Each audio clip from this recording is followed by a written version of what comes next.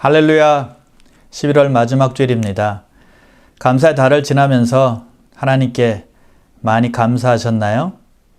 그러신 줄을 믿습니다.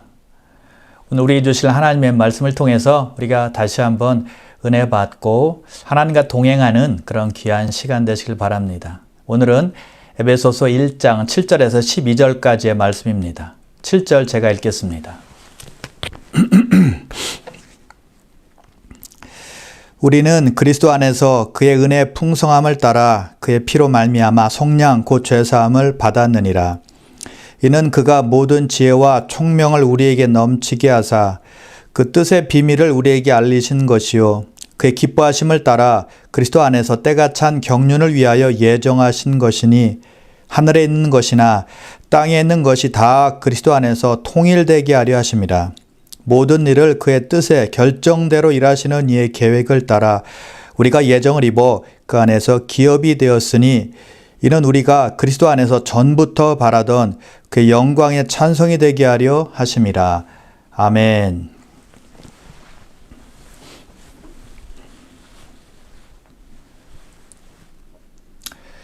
예수 믿는 사람들은 보통 예수님을 인해서 복을 받았다라고 말합니다. 예수 믿음으로 말미암아 죄사함 받게 되었고 예수 믿음으로 심판에 이르지 아니하고 예수 믿음으로 천국에 갈 수 있게 되었다라고 말을 하고 있습니다. 예수님을 통해서 우리는 엄청난 복을 받았다는 것입니다. 감사절기를 지나고 있는데요. 그리고 성탄절이 다가오고 있습니다. 그래서 오늘은 예수님께서 행하시고 예수님께서 우리에게 주신 놀라운 복이 무엇인지 다시 한번 살펴보는 시간을 갖기를 원합니다. 자, 세 가지를 먼저 살펴보도록 하겠습니다. 첫 번째, 예수님께서 우리에게 주신 복은 구속입니다. 개역개정에는 속량으로 되어 있죠. 자, 7절 함께 읽겠습니다. 우리는 그리스도 안에서 그의 은혜의 풍성함을 따라 그의 피로 말미암아 속량 곧 죄사함을 받았느니라. 예수 그리스도 안에서 하나님께서 우리를 구속하시고 우리의 죄를 용서해 주셨습니다. 자, 여기서 속량하다, redemption이란 뜻은 성경에서 굉장히 중요한 말인데요. 어떤 사람을 혹은 무엇을 구출해내다 라는 뜻입니다. 몸값을 페이하고 나서 자유롭게 해주는 것을 말하는 것입니다. 예를 들면 이런 것입니다. 전쟁에 포로된 사람의 몸값을 지불해서 풀어주는 것, 또는 유괴 당했던 아이의 몸값을 지불하고 자유롭게 해주는 것, 혹은 범죄자가 죽음의 형벌에서 자유케 되는 것을 의미하는 것입니다. 또는 노예 신분에서 몸값이 지불됨으로 자유인이 되는 것을 말하는 거예요. 이 모든 것을 말할 때 속량되었다, 구속되었다 라고 말을 하는 것입니다. 자, 그런데 중요한 것은 어떤 경우도 스스로 그 속박에서 자유롭게 될 수 없다는 것입니다. 스스로 죄값을 지불할 수 있는 능력이 없다는 것입니다. 누군가에 의해서 몸값이 지불되어야 구원받고 자유롭게 될 수가 있다는 것입니다. 그것이 속량입니다. 우리가 바로 그 속량을 받았다라고 성경은 밝히 말씀하고 있는 것입니다. 왜냐하면 우리는 우리 스스로 죄값을 치를 능력도 없었고 죄 싹튼 사망에서 벗어날 길도 없었기 때문이었습니다. 우리에게는 소망이 전혀 없었다는 것이죠. 그런데 하나님의 아들 예수 그리스도께서 그 죄값을 지불하신 것입니다. 그래서 우리가 구속, 죄사함을 받은 거예요. 그런데 어떻게 구속을 받았을까요? 예수님께서 피를 흘리심으로 우리를 사셔서 죄의 종으로부터 자유롭게 해주신 것입니다. 노예 신분에서 하나님의 아들과 딸들의 신분으로 바꿔주신 것입니다. 그래서 그의 피로 말미암아 속량 곧 죄사함을 얻었느니라 라고 밝히 말씀하고 있는 것이죠. 우리가 구원 받았는데 그의 피로, 예수의 피로 구원 받았다는 것입니다. 왜냐? 사람은 피를 통해서만 구원을 받을 수 있기 때문입니다. 히브리서 9장 22절에 말씀하고 있습니다. 피 흘림이 없이는 죄사함이 없느니라.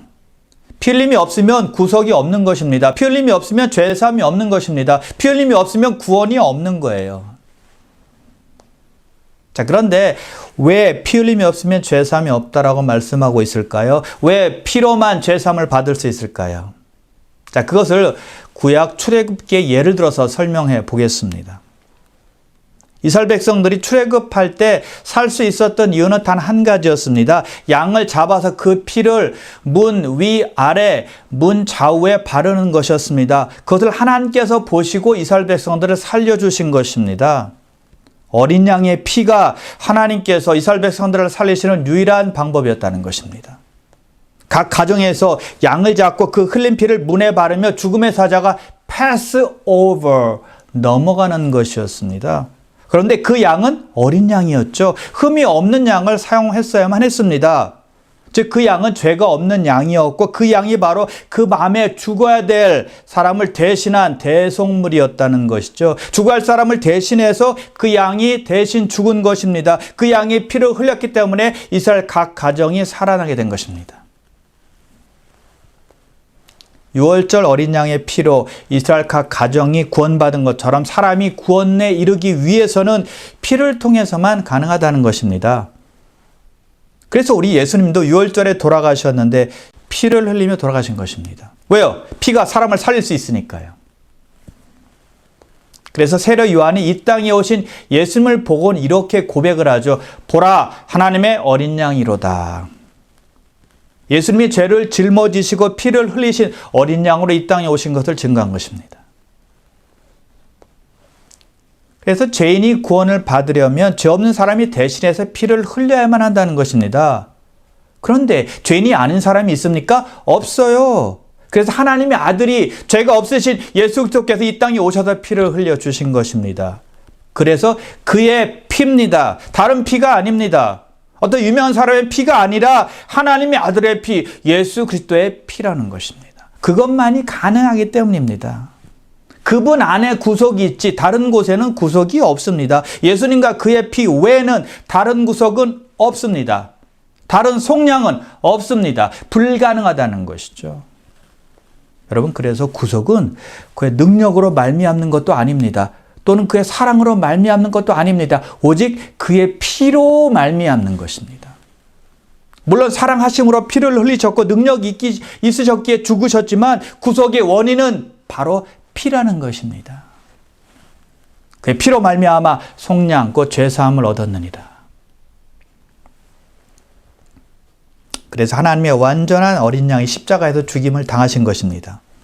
그것은 죄가 없으신 완전한 희생제물이었고 단번에 죄사함을 이루는 것이었습니다. 베드로전서 1장 18절과 19절에서 이렇게 말씀하고 있습니다. 너희가 알거니와 너희 조상이 물려준 헛된 행실에서 대속함을 받은 것은 은이나 금같이 없어질 것으로 된 것이 아니요 오직 흠없고 점없는 어린 양 같은 그리스도의 보배로운 피로 된 것이니라. 우리가 구속된 것은 흠도 없고 점도 없는 죄가 전혀 없으신 예수 그리스도의 피로 된 것이다 라고 말씀하고 있는 것입니다. 성경이 거듭 강조하고 있는 것입니다. 예수님이 오시기 전 구약시대에는 어떻게 죄사함을 받았나요? 짐승의 피를 흘려서 인간의 죄를 용서함 받았죠. 대제사장 1년에 한 번씩 7월 10일에 지성소에 들어가서 백성들의 죄를 사야만 했습니다. 무엇으로요? 짐승의 피로요. 달력에 보면 욤 키퍼라는 날이 나오죠. 그때가 바로 이스라엘 백성들이 자신들의 죄를 회개하며 기도하는 날입니다. 지금도 그날 기념하고 있어요. 그들에게 그날이 속죄일이기 때문에 그렇습니다. 자, 그런데 짐승을 잡아서 피를 성전에 뿌린다고 해서 사람들의 모든 죄가 사해지겠습니까? 사람들의 모든 죄가 깨끗해지겠습니까? 예를 들어서 2021년 7월 10일에 대제사장이 우리의 죄를 위해서 짐승을 잡았습니다. 그래서 그 피를 성전에 뿌렸습니다. 그럼 우리의 죄가 다 사해지나요? 내년에는 안 해도 되나요? 또 해야 돼요. 계속해서 짐승을 잡아야만 합니다. 그 피를 뿌려야만 합니다. 완전하지 않다는 것입니다. 그래서 구약의 죄 사함은 일시적이었습니다. 히브리서 10장 4절입니다. 이는 황소와 염소의 피가 능히 죄를 없이 하지 못함이라. 황소의 피나 염소의 피가 죄사함을 주지 못한다는 거예요.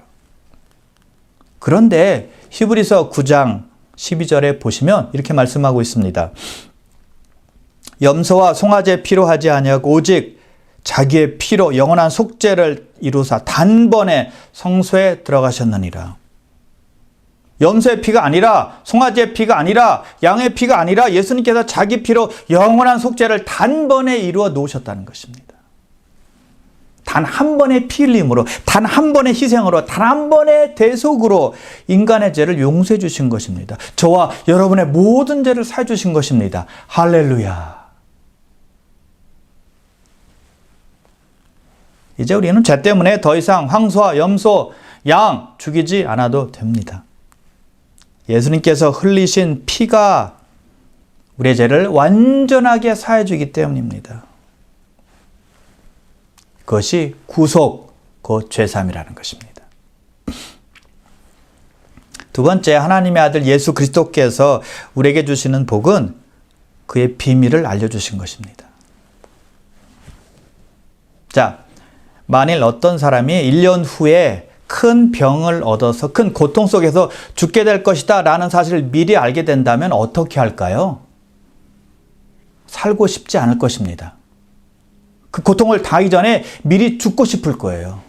그런 고통, 그런 모습 속에서 어떻게 살아갑니까? 다 아는데 절대 그렇게 살지 않으려고 할 것입니다. 그래서 하나님은 인간들에게 자신의 미래의 일을 절대로 알지 못하게 하신 거예요. 우리가 우리의 미래를 안다면 그때부터는 사람답게 살려고 하지 않기 때문입니다. 내가 원하는 것만이라도 다 해보고 살겠다라고 하며 살 것입니다.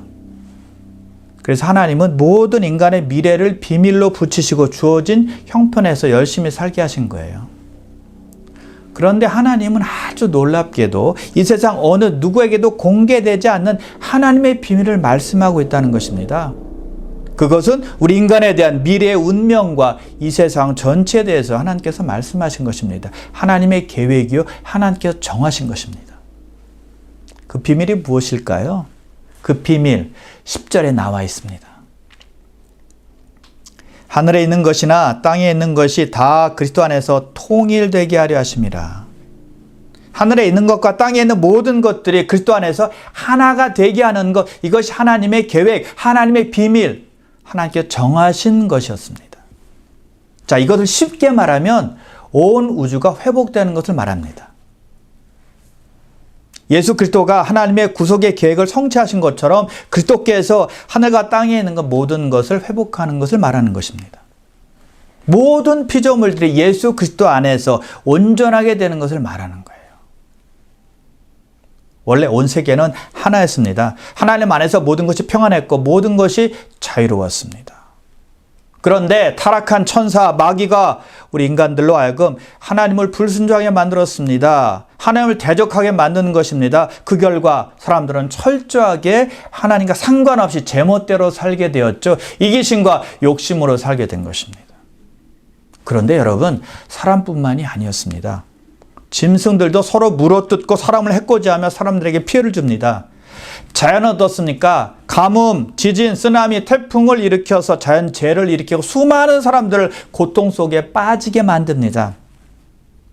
그래서 사람뿐만이 아니라 자연과 짐승도 사람들처럼 미친 듯이 날뛰고 있는 것입니다.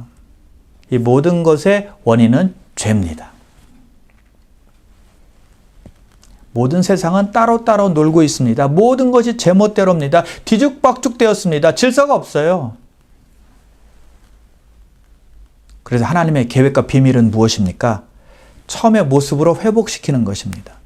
그때는 하늘이 살아있게 될 것이고 땅이 살아있게 될 것입니다. 그러기 위해서 어떻게 해야 됩니까? 이 세상에 죄가 없어져야만 합니다. 세상을 파괴하고 인간을 타락하는 주범이 바로 죄이기 때문입니다. 죄가 존재하고 있는 이상 이 세상의 아름다움과 조화와 질서는 결코 회복되지 않기 때문입니다. 그래서 하나님께서는 아들 예수 그리스도를 이 땅에 보내주신 것이죠. 왜요? 회개하고 예수 믿으라고요.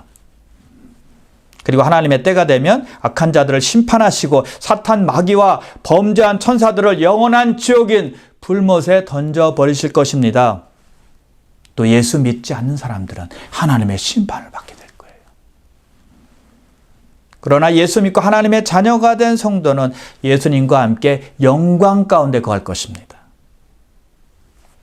그리고 모든 피조물들을 새롭게 하실 거예요. 그래서 믿는 성도들은 새하늘과 새 땅에서 영원히 주님과 함께 살 것이고 하나님께 영광과 찬송을 돌리며 살게 되는 놀라운 복을 받게 되는 것이죠. 그런 소망이 저와 여러분에게 있음을 믿으시길 바랍니다. 빌립보서 2장 10절과 11절인데요.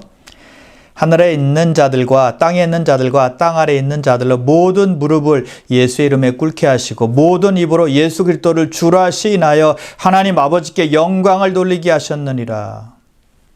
하늘과 땅에 있는 모든 것이 예수 그리스도 안에서 하나가 되고 통일이 되면, 그래서 회복이 되면 모든 사람들이 하나님을 찬양하고 하나님께 영광을 돌리는 삶을 살게 된다는 것입니다.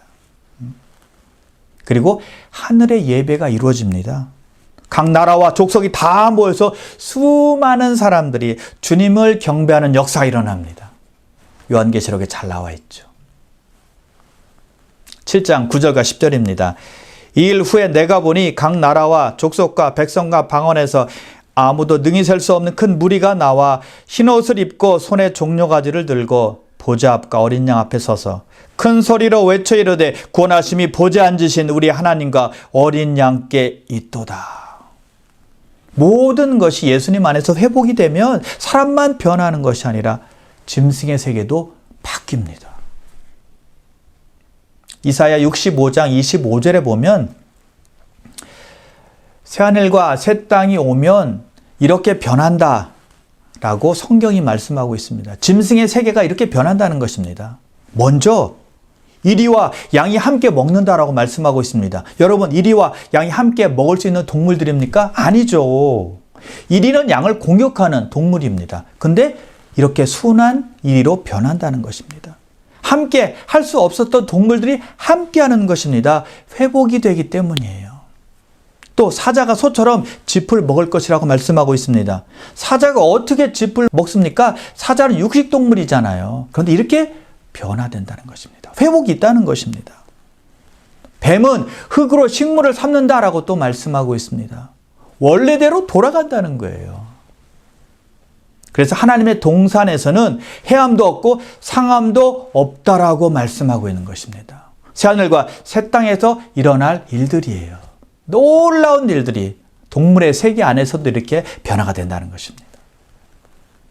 예수 그리스도 안에서 하나가 되고 통일이 되면 모든 것이 회복되기 때문입니다. 하늘에 있는 모든 것과 땅에 있는 모든 것이 변하는 것입니다. 하늘도 하나님을 찬양하고 수많은 새들, 구름, 모든 짐승들, 돌까지도 창조주 하나님을 찬양하게 될 것입니다. 모든 만물이 하나님과 예수 그리스도께 영광과 감사와 존귀를 올려드리게 될 것입니다. 요한계시록 5장 13절이죠.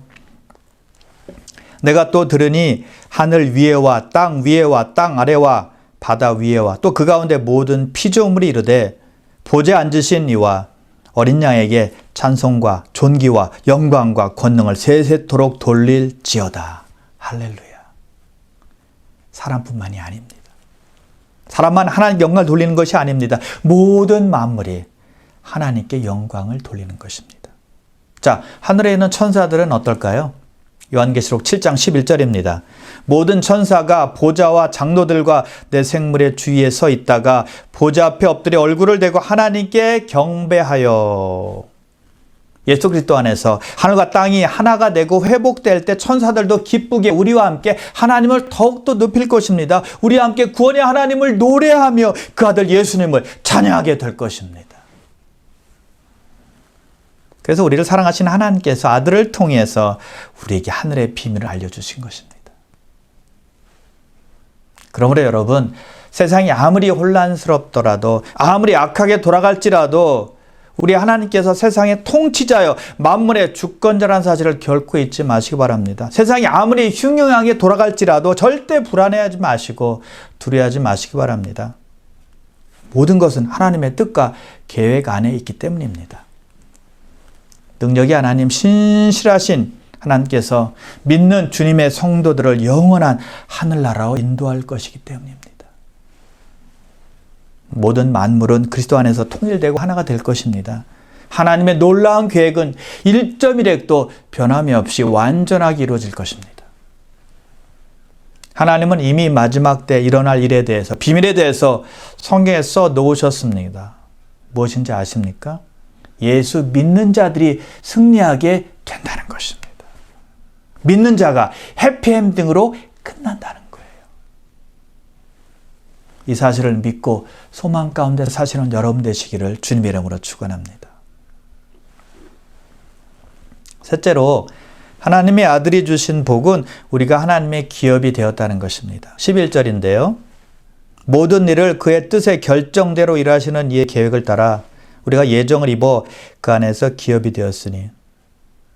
하나님께서 우리에게 주신 축복이 바로 기업이라는 것입니다. 기업이 누구에게 있다고요?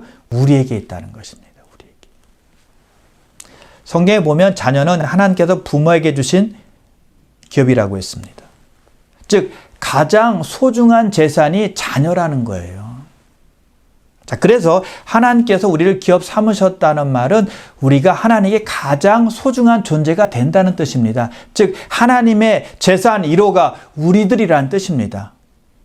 그래서 우리가 하나님의 기업이 되었다라고 말씀하고 있는 거예요. 그러므로 여러분, 우리는 우리 자신을 좀 가치 있게 생각할 수 있어야 됩니다. 우리는 존귀한 자들이다, 우리는 소중한 자들이다 라는 생각을 할 줄 알아야 된다는 것입니다. 왜냐하면 우리는 예수님의 피값으로 산 바가 되었기 때문입니다. 그래서 예수님의 가치예요. 예수님의 가치. 그래서 예수님 짜리가 되는 것입니다.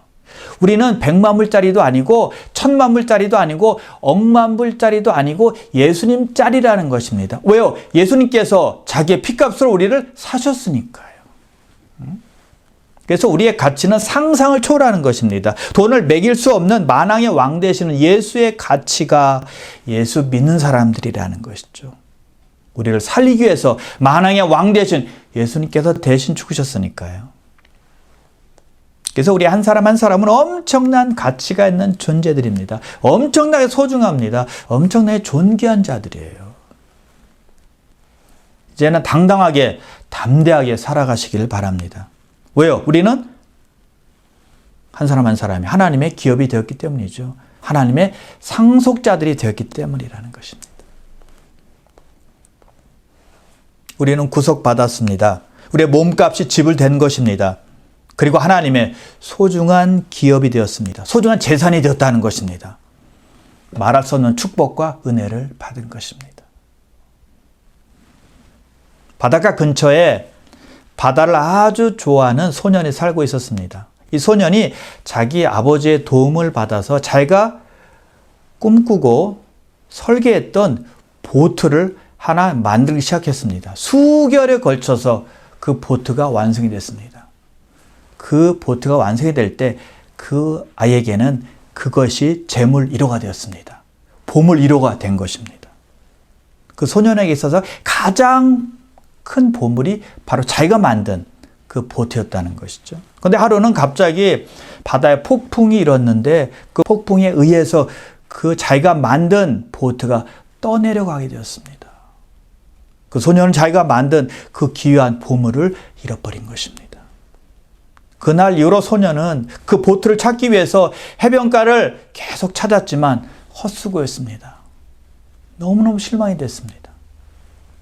그러던 어느 날 그 소년은 바닷가 근처에 있는 마을을 거닐다가 어느 상점 창문에서 자기가 만든 그 보트를 우연히 보게 되었습니다. 너무 놀라서 그 상점 안으로 들어갑니다. 그 상점 주인에게 사정 이야기를 하고 그 보트는 자기 것이라고 말합니다. 그러나 상점 주인은 그 보트를 어느 어부에게 값비싸게 주고 샀기 때문에 줄 수가 없다고 합니다. 그 돈을 가지고 오면 그 보트를 살 수 있다라고 그 소년에게 말해줍니다. 그 소년이 어떻게 했을까요? 나가서 일을 합니다. 수개월 동안 희생을 마다하지 않고 돈을 모아서 상점에 뛰어가서 자기가 만든 그 보트를 삽니다. 감격적인 순간이었습니다. 그 소년은요, 그 모든 대가를 다 지불해서 자기가 원하는 그 보물을 다시 얻게 된 것입니다. 여러분, 구속이 바로 그것입니다. 대가나 몸값을 대신해서 지불해서 사는 것입니다. 그 대가는 예수 그리스도 자신의 피였고 그 대상은 우리의 영혼이었다는 것입니다. 죄의 노예 시장에 있었던 우리를 사신 분이 하나님의 아들 예수 그리스도시라는 것입니다. 그것을 잊지 마십시다. 감사의 달을 지나고 있는 이때 우리가 절대 감사해야 될 사실은 예수 그리스도의 대속의 은혜라는 것입니다. 그것이 우리가 받은 가장 큰 복임을 꼭 기억하며 살아가시길 바랍니다. 여러분, 하나님께서 이스라엘 백성들에게 귀가 따갑도록 말씀하신 명령이 있었습니다. 나는 애굽의 종되었던 너희를 인도한 내 하나님 여호와니라, 이 말씀이셨어요.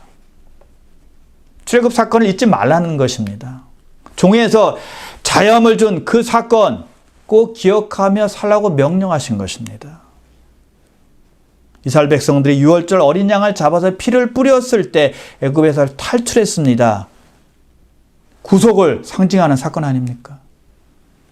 신약에서는 예수님께서 이렇게 말씀하세요.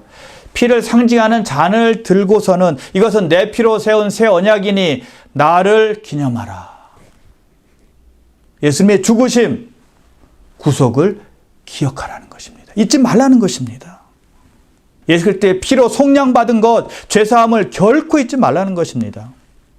그러므로 우리가 잊지 말고 감사될 것은 구속이라는 것이죠. 속량이라는 것입니다. 죄사함이라는 것입니다.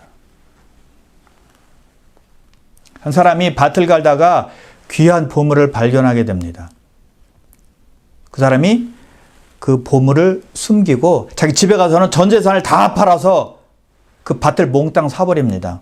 예수님께서 말씀하신 천국 비유 중에 하나입니다. 천국은 전 재산을 바칠 만큼 귀하다는 것을 뜻하는 것입니다. 그런데 그 귀한 천국은 구속을 통해서 주어진다는 사실입니다.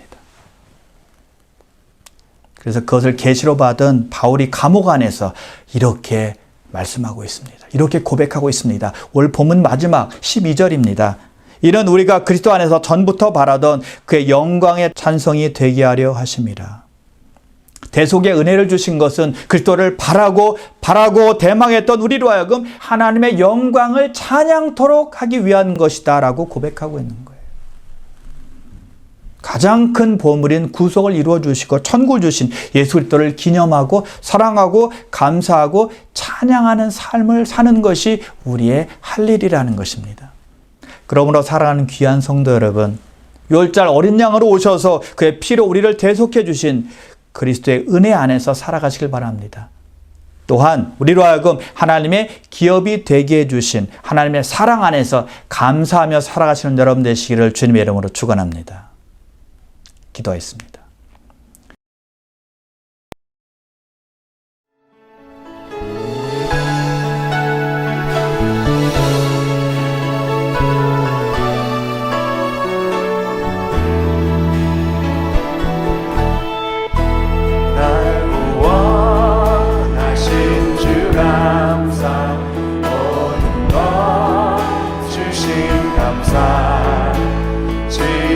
추억이 내 감사 주 내 곁에 계시네.